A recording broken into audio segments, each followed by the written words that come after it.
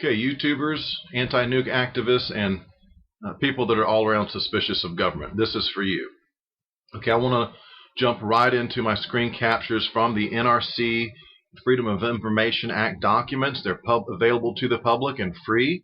And I want to look at a Ministry of Foreign Affairs from Japan, a circulation of theirs that goes out to all missions. This is from the 12th of April, 2011. So this is a month after the tsunami and the earthquake. And I want to look at two sections of this screen capture, and then we'll concentrate in this particular video, in this discussion.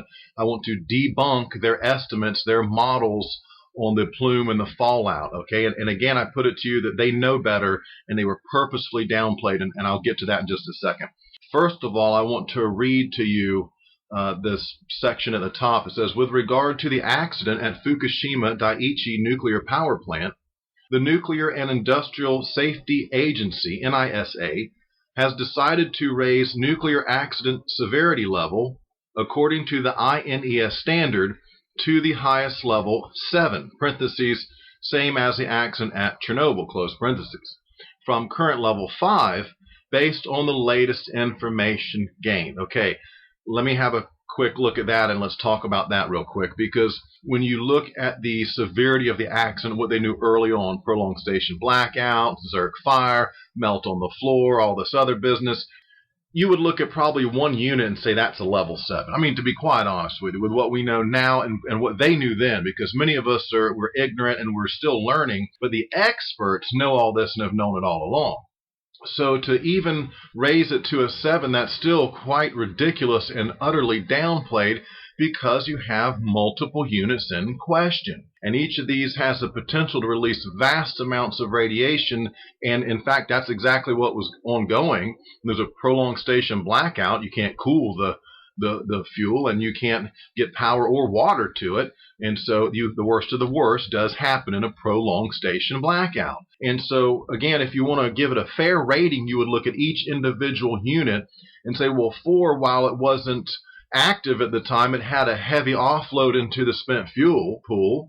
Units 1, 2, and 3 were functioning at the time, and Unit 3 also had a spent fuel pool fire. And so looking at that, you would go in and look at each one and say, well, each one of these with this corium melt through, this China syndrome, it's got to be at least a Chernobyl level. And I would go through on each one, and at least to be fair, you would be much beyond, I don't know what that scale goes to, 10 or 12 or something like that.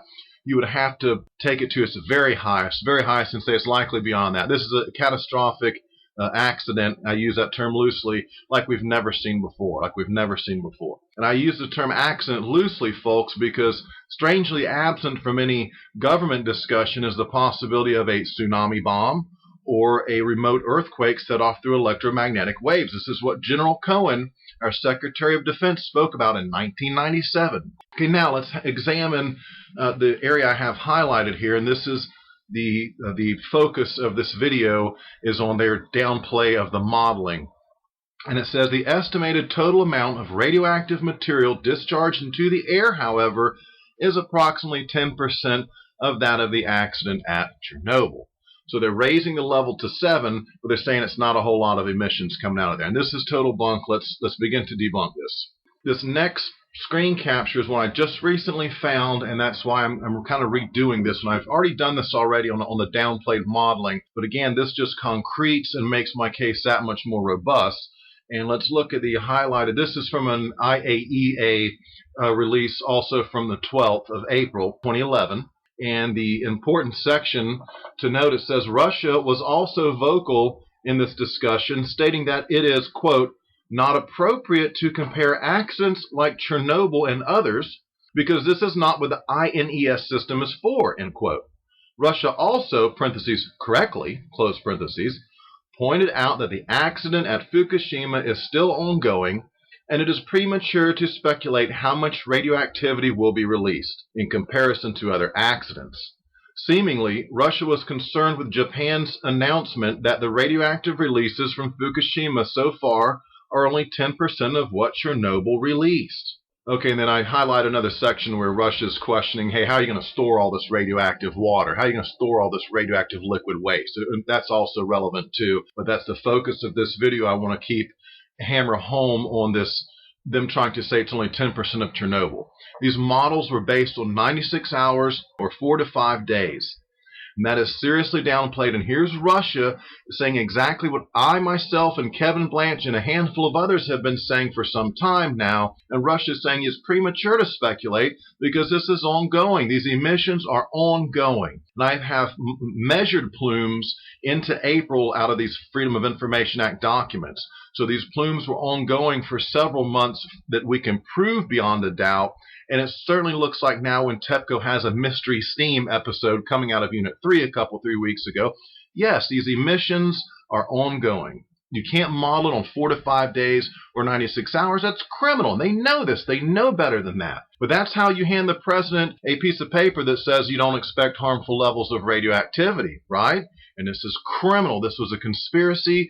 Multiple agencies were involved. Many hundreds, if not thousands, should be indicted and called to the stand. Should already been a court case on this one. Let's look at this next screen capture here, and I have underlined the important section, but they're discussing a modeling of the plume and the fallout.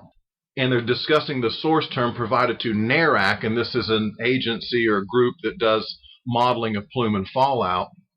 And I highlight the relevant section. It says all 96-hour dose projections are well below the 1 rem total effective dose. Well, of course they can say that. It's only 96 hours of emanations. Plus, they never talk about plutonium. They never look at plutonium. Okay, so they go in there and say 96 hours. If you look at the source term, 25% of the total fuel in Unit 2 released to the atmosphere. 50% of the total spent fuel from Unit 3 was released in the atmosphere.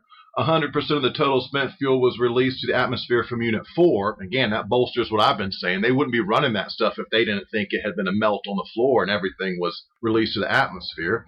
And this is all 96-hour dose projections. Alaska, Hawaii, West Coast are well below the 1 rem. Okay, but that's 4 to 5 days, or that's 96 hours. Let's look at the next screen capture, because this is one where they discuss the president's case, the president's worst case scenario.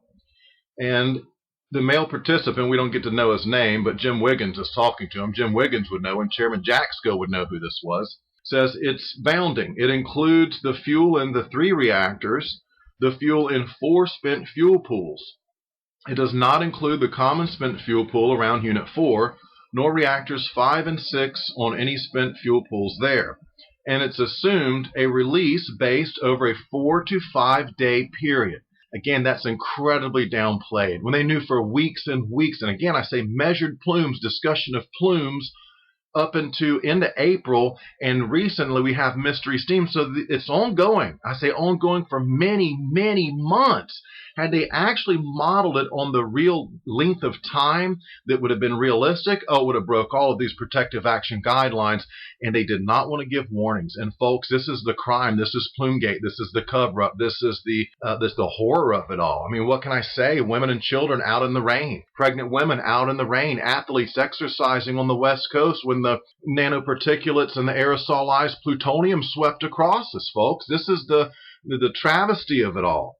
Okay, the next screen cap, again, from the NRC FOIA documents pertaining to Fukushima, and the relevant section I have highlighted. Let's look at this particular modeling they did. It says, Protective Measures Team identified need to update the source term for modeling. A Melcore Trans-Pacific model needs to be worked, shows about 4.5 rem iodine to children. Interagency agreed on a model last night. We have requested NARAC, again they do the modeling, to make changes showing 70% core damage versus the 33% damage assumed previously. We are trying to ensure that the over-conservatism errors in the 4.5 rem does not get issued. So right there they knew, the Protective Measures Team, that was over-conservative, and they must have known that 4 to 5 days to model, 96 hours to model, criminal, absolutely criminal. You can't say you didn't know. It was an orchestrated, organized effort to be able to hand that president a piece of paper that says we don't expect harmful levels according to NRC and other experts. Okay, next screen cap, again from the NRC FOIA documents pertaining to Fukushima. Mr. Zimmerman. Yes, and just to throw a value at you to let you know why the concern is so high is that Transamerica model guy from Scott out is talking 4.5 rems is a thyroid for infants in California. Chairman Jaxco, right. Mr. Zimmerman, So I think that's a high priority for us to get our arms around. Jacks go, yes. 4.5 rems. Again, that's based on what? 96 hour or 4 to 5 days at most. These emissions were many months ongoing at a very high level, and even today they're still coming out to some degree, right? I don't deny that the bulk, the most intense emissions and emanations would be early on, and as the months pass, we would hope that would taper off. But again, this is a China syndrome. These fuel rods have melted into corium blobs. It's so superheated, they've melted down into the earth, left these lava tubes behind them, and the stuff is still coming out. The best they can do is pump water down the holes, is what seems to me is what they're probably doing. And thus the Pacific Ocean is just getting hammered with plutonium and cesium and tritium and everything else. Okay, next screen capture. Mr. Weber. Again, from the NRC FOIA documents. Mr. Weber. We did get some new information. We got the results of the NARAC run for the plausible bounding scenario that we were working on yesterday and that Steve and Charlie talked about yesterday, redacted. While they show that throughout the United States, the total effective dose tags would not be exceeded. It does show concern with respect to thyroid doses. In Alaska, up to 35 FAR-REM for a 1-year-old child projected thyroid dose. And that's for a northeast wind. And also up to 6.4 in Alaska for the thyroid dose for the 1-year-old for an eastern wind. And in Midway, if the winds are from or to the east, would show a dose up to 4.9 rems to the thyroid for a 1-year-old child. We are working through the interagency to understand and peer review those results. That means, in other words, if the results are too high, again, I tell you, they go back and they keep modeling and keep modeling. Eventually you get one that doesn't look so bad. And here's one, even on 4 to 5 days or 96 hours, take your pick, that's still to the thyroid. I understand it's a different way they calculate to the thyroid, but nevertheless, to me, that's concerning, knowing those numbers would be very, very, very, very conservative based on what? Just a couple days. Not even a month, not even 2 months. Again, I have measured plumes from TEPCO in these FOIA documents. I'll try to remember to throw one in here. Over a month after the catastrophic meltdowns and the tsunami and the earthquake. So over a month later, 40 days plus later, there are still things going on that plumes are being emitted. That means, at some point there's a more intense release and it may taper off, but then something happens again, boom, there's an emanation, plume, smoke, and you have another major release. And this was ongoing for many weeks. All these documents, if you read my book on Plumegate, I go down in there and show you that this is definitely the case. They talk about plumes for many weeks in. This is an ongoing event. They say it's not going away. Okay, now we're looking at a screen capture from the NRC website, and dose equivalent to an embryo fetus is 0.5 rem. 0.5 rem. And I try to keep it real and say, let's look at the weakest of us, the most vulnerable of our society, and that's the children, the babies, the unborn, still in the womb, and that's what we should be judging and basing everything on that. Like I say, with the Navy ships and plumes, they should have immediately assumed the worst case was real and sailed those guys into the wind and out of trouble. Period in the story, but they didn't. And same with the fallout and the plume. They should have looked and said, well, how much can a pregnant woman get? Hey, we should base stuff on that. And we shouldn't model on 4 to 5 days or 96 hours when we know 2-3 weeks in, there's still stuff, the RADs are so high that workers won't even go into work on it in certain situations.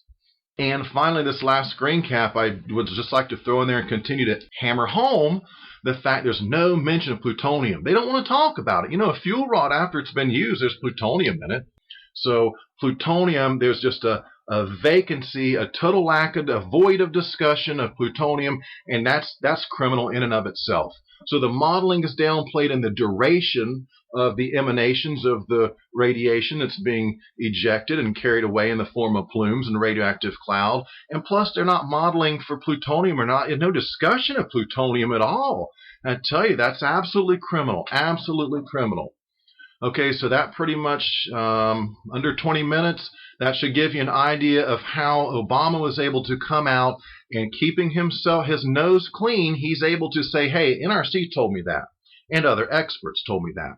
Well, where's the crime for sure? Well, at NRC, and with NARAC and DITRA and Sandy and all these DOE and all these agencies and the people that work for them that downplayed the models. They knew it'd be 30 days, 60 days, 90 days, and had they actually realistically modeled that, holy smokes, we would have some inkling of an idea of what we were really hit with. And that's why those rooftop grabs, and again, I talk about this in my book, those rooftop grabs at power plants here in the United States, the measurements were forwarded into a password-protected database we'll never get to see. We'll never get to see.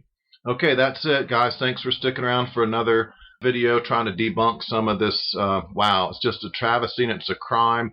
And as people begin to get sick as the years roll on, it's going to come to a head. And I hope everyone has a decent education by then in nuclear power. It's kind of incumbent upon you to learn as much as you can about the truth about nuclear power. Okay, Hattrick Penry, have a great day. Over now.